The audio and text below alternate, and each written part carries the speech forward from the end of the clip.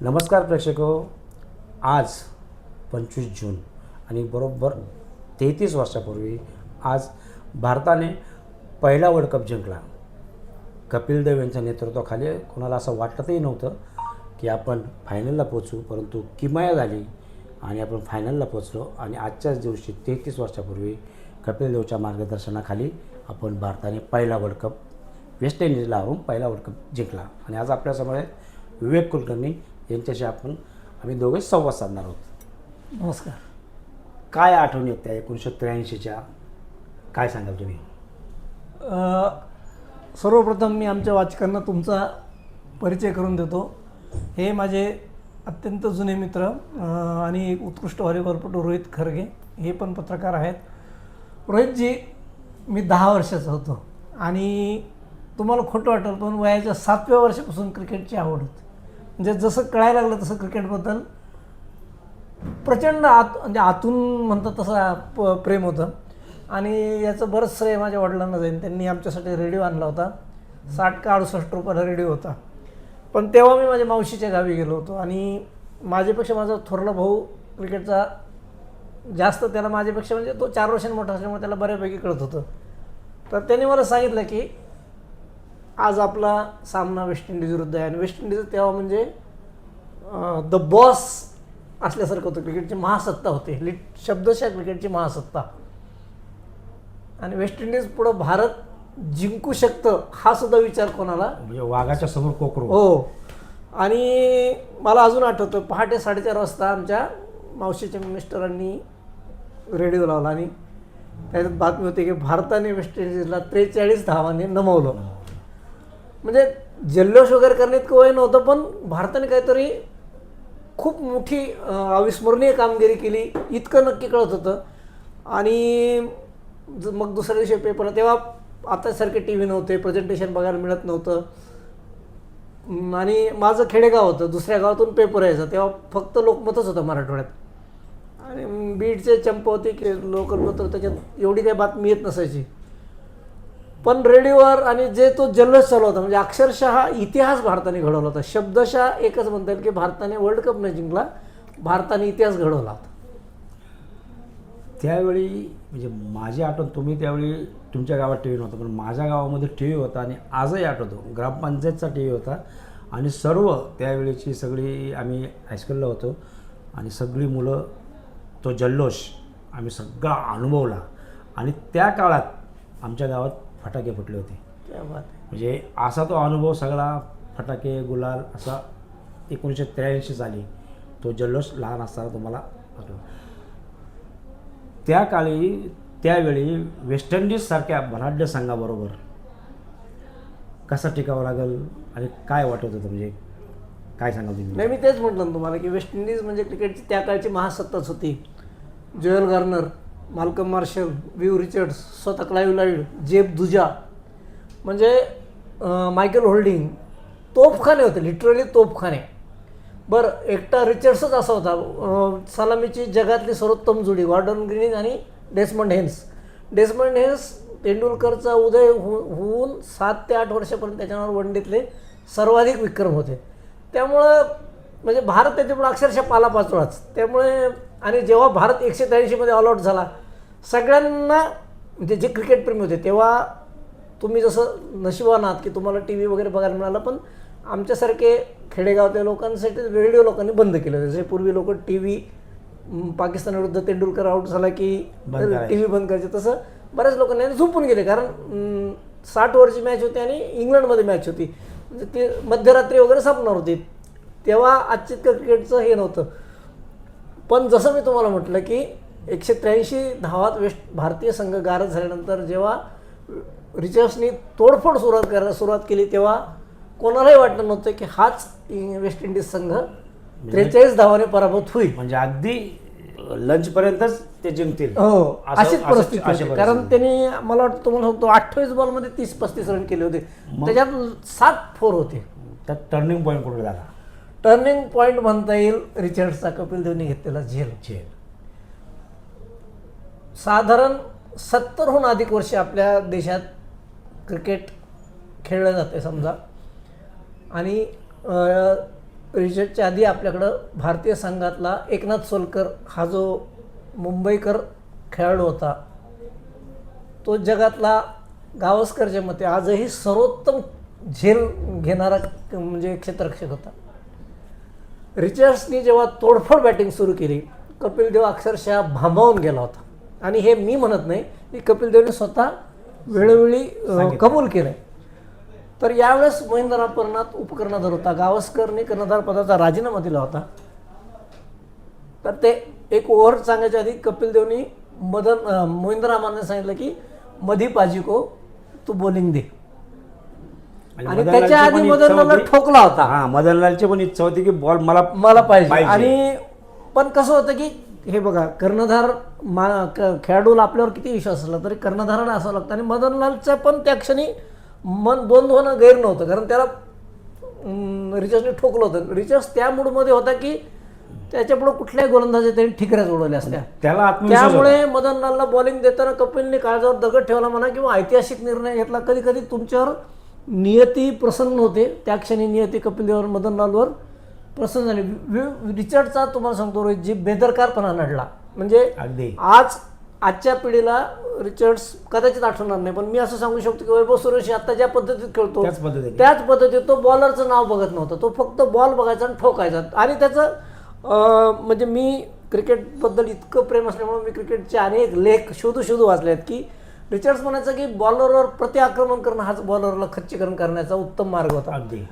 आणि मदनलालला त्याने आधीच मारल्यामुळे त्याचा कॉन्फिडन्स किंवा आत्मविश्वास नडला. त्यांनी बॉल मारला. म्हणजे असं वाटलं की बॉल लॉर्ड सोडून हेडिंग्लीला जातोय. पण कपिलच्या अंगात काय संचारलं होतं माहिती नाही. आजही क्रिकेटमधला तो सर्वोत्कृष्ट कॅच मानला जातो. कमीत कमी 22 पावलं पाठीमागं जाऊन त्यांनी एक हाताने कॅच घेतला. दुसऱ्या साईडने एक फिल्डर येत होता, त्याला थांबवलं आणि तो जो कॅच घेतला तिथं भारताने वर्ल्ड कप जिंकला असं म्हटलं जातं. त्यानंतर म्हणजे त्यांची धावसंख्या एवढी होती, वाचण्यात आलं, ऐकलं की कपिल देवची मिसेस ग्राउंड सोडून निघून गेल्या हॉटेल. तो काय किस्सा होता? आता रिचर्डचा जो तोडफोड अंदाज सुरू झाल्यानंतर रोमी कपिलची मिसेस तिला वाटलं रडत जाण्यापेक्षा आधीच आपण. आणि लॉर्ड्स मैदानाचं वैशिष्ट्य असं आहे की त्या खेळाडूंना जसं पॅव्हेलियन आहे तसंच खेळाडूंच्या फॅमिलीला सुद्धा जवळ हॉटेल तिथं दिलं आहे. त्याच्यामुळं आणि स्वाभाविक होतं, भारताचा पहिला वर्ल्ड कप होता, तसंही भारत हारणार हे लोकांना मान्य म्हणजे अपेक्षित होतं. पण 183 आणि रिचर्ड्स गेल्यानंतर म्हणजे असं कुणालाही वाटू शकतं. पण काही मोमेंट्स असे असतात ना की ते आपण जसं म्हणतो की तिला त्या क्षणी काय वाटतं ते तिने केलं. आता ते 33 वर्षापूर्वीची जुनी गोष्ट आहे, पण म्हणजे कर्णधाराच्या बायकोचं सुद्धा कर्णधाराच्या नेतृत्वावर विश्वास नव्हता किंवा तिला अशक्यप्राय वाटत होतं की आपण. मी नेहमीच म्हणतो की माझ्या क्रिकेट शोमध्ये मी कायम सांगतो, आपण भारतीय लोक मेंदूनी कमी विचार करतो, आपण नेहमी भावनिकतेने जास्त विचार करतो. आणि she may be get emotional. तिने मैदान सोडून जायचा निर्णय घेतला, पण त्यामुळे त्या ऐतिहासिक क्षणाला तिची मुकली ते तिला आजही त्याची खंत वाटत असेल. नक्कीच. आणि ह्या सगळ्या याच्यामध्ये म्हणजे 183 स्कोर कमी होता आणि कपिल देवने असा काय कानमंत्र दिला सगळ्या खेळाडूंना? हा फार खरंच म्हणजे आपण जे म्हणतो ना, इतिहास घडण्यासाठी काहीतरी इतिहास घडण्यासाठी कधी कधी तुम्हाला जसं म्हटलं की दैव अनुकूल लागतं, नियती तुमच्यावर प्रसन्न व्हायला पाहिजे, किंवा कधी कधी एखाद्या दिवसाची स्क्रिप्ट तो जो वरचा आहे तो त्याने ते सगळं लिहून ठेवलं होतं. आपण जेव्हा 183 मध्ये ऑल आउट झालो, मी जसं तुम्हाला म्हटलं की वेस्ट इंडिज ही महासत्ताच होती क्रिकेटची. आपल्या सर्व खेळाडूचे खांदे पडले होते, म्हणजे देहबोली अगदी. आणि हे पहा, जेव्हा तुम्ही भारतातून इंग्लंडमध्ये गेलात ना, तेव्हा म्हणजे इव्हन संदीप पाटीलचं स्टेटमेंट काढून वाचा. मोहिंदर राहमान म्हणाले की 60 दिन की छुट्टी भाई पेड, वो भी आपने को पैसा मिलने वाला है. पण तुम्ही एक सामने, आणि खास करून जेव्हा भारताने झिम्बाब्वे विरुद्धचा म्हणजे अविस्मरणीय क्रिकेट इतिहासातला अविस्मरणीय सामना भारताने जेव्हा जिंकला, मग होप्स वाढतात. आणि वर्ल्ड कप हे कुठल्याही क्रिकेटपटूचं स्वप्न असतं, कुठल्याही क्रिकेटपटूचं. त्यामुळे फायनलमध्ये आल्यानंतर पराभव व्हावा असे कुणाच वाटत नाही. पण त्या क्षणी कपिल देवचं म्हणजे गावस्कर जो नेहमी म्हणतो ना की जगातल्या उत्कृष्ट ऑलराऊंडरपैकी एक तर कपिल होताच, पण कपिलला उत्तम नेतासुद्धा होता. कपिलचं इंग्लिश तसं हे नव्हतं. आणि भारतीय क्रिकेटमध्ये नेहमी म्हणजे मद्रासी, तमिळ असे सगळ्याच प्रकारचे खेळ असताना कपिलने एकच मंत्र दिला की boys don't worry, we can do, we can make a miracle. आणि मी जसं म्हटलं तसं ही नियतीची स्क्रिप्टच होती. त्याच्यामुळं खेळाडूमध्ये ते स्फुरण त्या एका 4 शब्दाने की हम कर सकते बच्चो, हम कर सकते, त्या एका कानमंत्राने आणि तुमचं बेस्ट ऑफ द बेस्ट द्या. हा एवढा साधाच मंत्र होता. आज तो मंत्र महामंत्र झाला आहे. पण त्यावेळी जर आता समजा एखादा कपिलपेक्षा मोठा, अभी ये क्या बोलने वाला है, अभी कॅप्टन ने बोलेगा तो यार हात तू फासं थोडी फेक देने वाला आहे असं म्हटलं असेल. पण त्या एका मंत्राने एवढं झालं की भारतीय संघाने विचार केला असेल प्लेयरने की आज नाही तो फिर शायद कभी नाही. त्यामुळे आपण आपलं बेस्ट देऊ. आणि cricket always, cricket is a game of glorious uncertainty. क्रिकेटमध्ये नेहमीच म्हटलं जातं की क्रिकेट हा अनिश्चिततेने भरलेला खेळ आहे.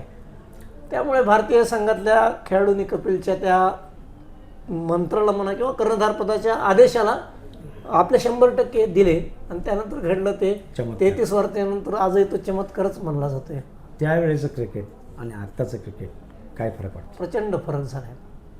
म्हणजे प्रचंड. तुम्हाला गंमत सांगतो रोहितजी, 60 ओव्हरमध्ये 180, 175 झाले तरी मोर दॅन सफिशियंट आज मानलं जायचं. आता 20 ओव्हरमध्ये एकच खेळाडू 175 रन म्हणजे ख्रिस गेलच्या नावावर आहे. आता आपला वैभव सूर्यवंशी 29 बॉलमध्ये शतक केलं पठ्ठ्याने. आणि आता तो फक्त 15 वर्षाचा आहे. त्यांनी इतक्या अपेक्षा वाढवल्यात. आता भारतीयमध्ये जसं म्हटलं मी तुम्हाला, भारतीय हो तो अनेक रेकॉर्ड मोडल. फक्त एकच विषय की त्याचं वय कमी आहे. ह्या वयात त्यांनी, मी मागच्या एका पॉडकास्टमध्ये म्हटलं होतं, त्यांनी 2 उदाहरणं कायम डोळ्यासमोर ठेवत. तेंडुलकर, विनोद कांबळी, दोघं एकाच गुरुचे होते. दोघांना परमेश्वराने तितकीच प्रतिभा दिली होती.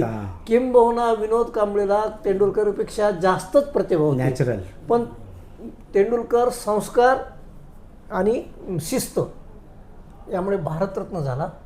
क्रिकेटमधले कसोटीतले, वनडेतले आता विक्रम मोडण्यासाठी असतात. काही विक्रम मोडले जातील, काही राहतील. त्याचवेळी आपण विनोद कांबळीचं जेव्हा बघतो तेव्हा आपल्या डोळ्यात पाणी येतं की अरे यार इतका महान खेळाडू.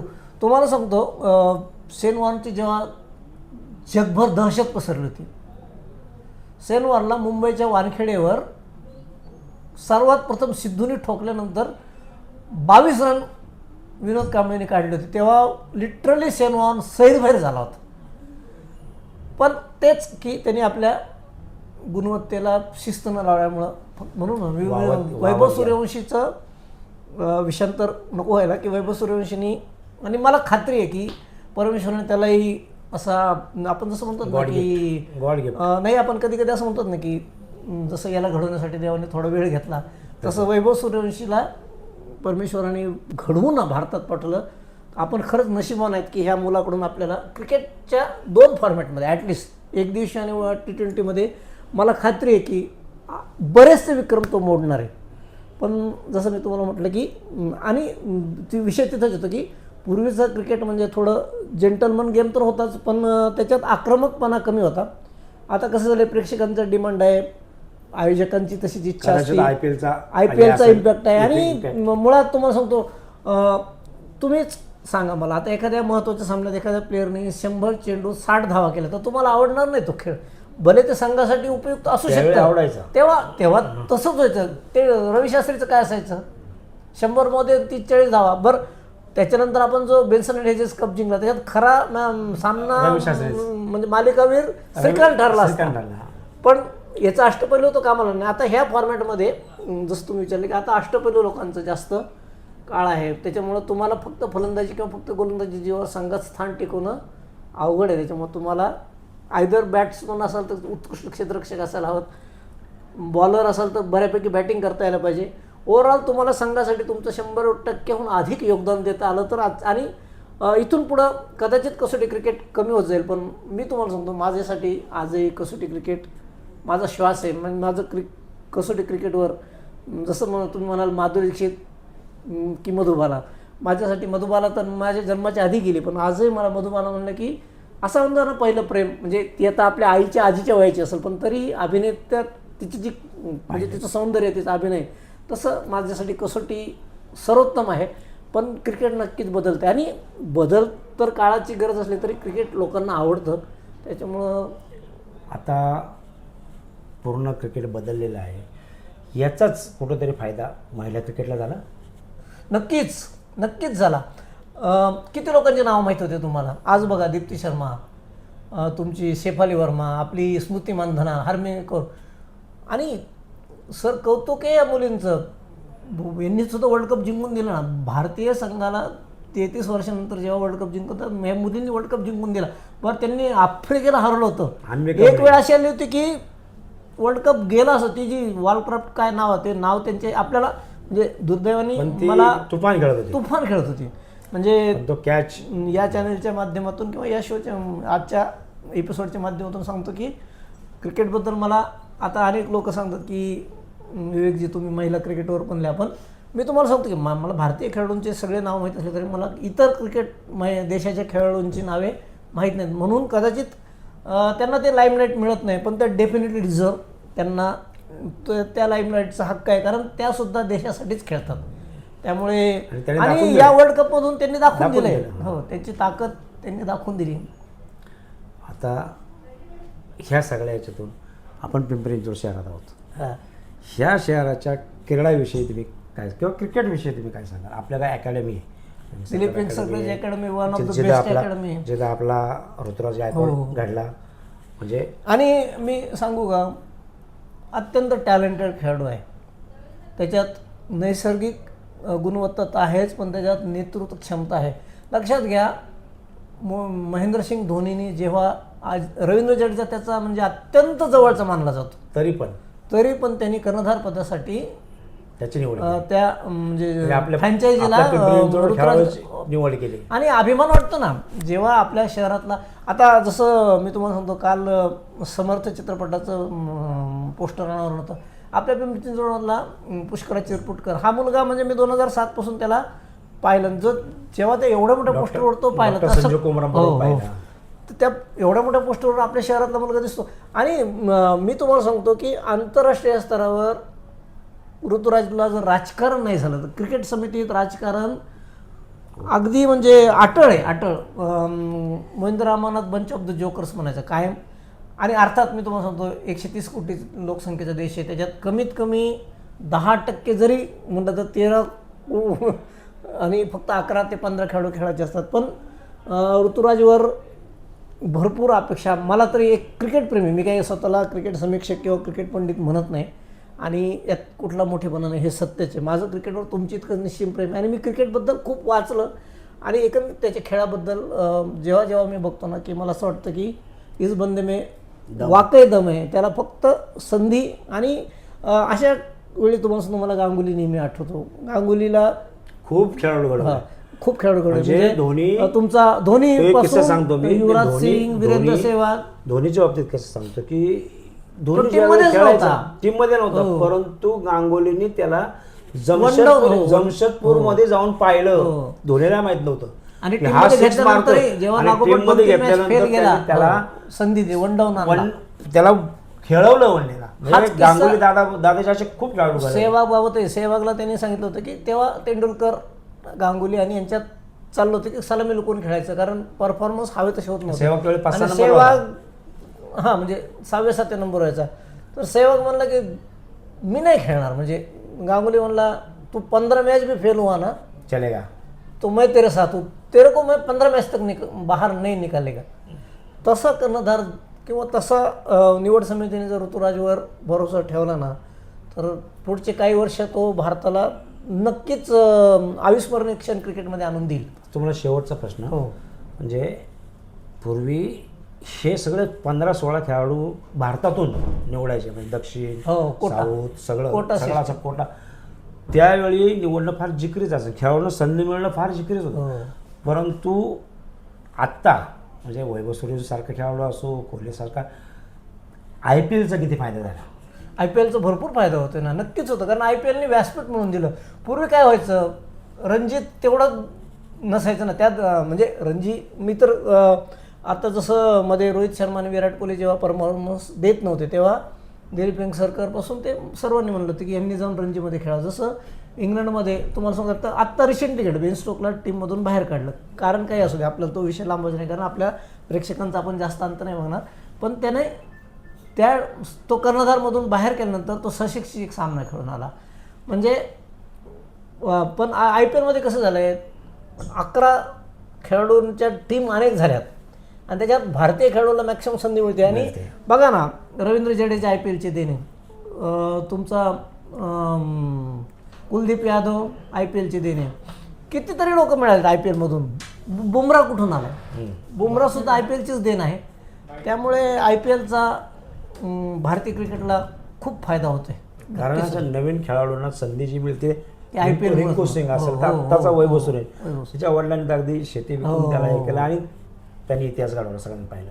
म्हणजे क्रिकेट याच्यामध्ये IPLचा नक्कीच गरीब खेळाडूंसाठी यशस्वी जायस्वाल पुढे आला, त्यांना संधीच मिळाली नसती. आणि आज ते भारताचं आणि आजही बघा ना, आता परवा शतक काढल्यानंतर त्याला बाहेर बसलो कोहलीसाठी. म्हणजे आता ह्याला तुम्ही ना, याला केवळ तुम्ही दैवदुर्विल असं म्हणू शकता. अर्थात निवड समिती किंवा कर्णधार आणि थिंकिंग टँक त्या क्षणी तो जो योग्य वाटतं ना. बरं, तुम्ही सलग 2 मॅच सामने हरले तर, मालिका हरले तर तुम्ही त्यांच्यावर किती ट्रोल करा. त्याच्यामुळं भारतीय संघ देशासाठी खेळतो हे महत्त्वाचं असतं.